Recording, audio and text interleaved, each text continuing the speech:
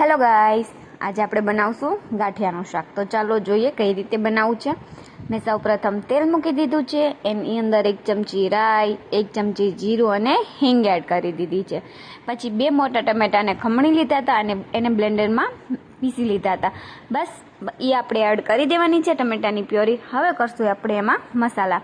તો 1 ચમચી હળદર પાવડર, 2 ચમચી લાલ મરચું પાવડર, 1 ચમચી ધાણા જીરું પાવડર અને મીઠું સ્વાદ અનુસાર. બસ બધી વસ્તુને મિક્સ કરી લેવાની છે અને ઉકળે ત્યાં લગી આપણે એને થવા દેવાનું છે. પછી આપણે એમાં નાખી દઈશું ભાવનગરી ગાંઠિયા.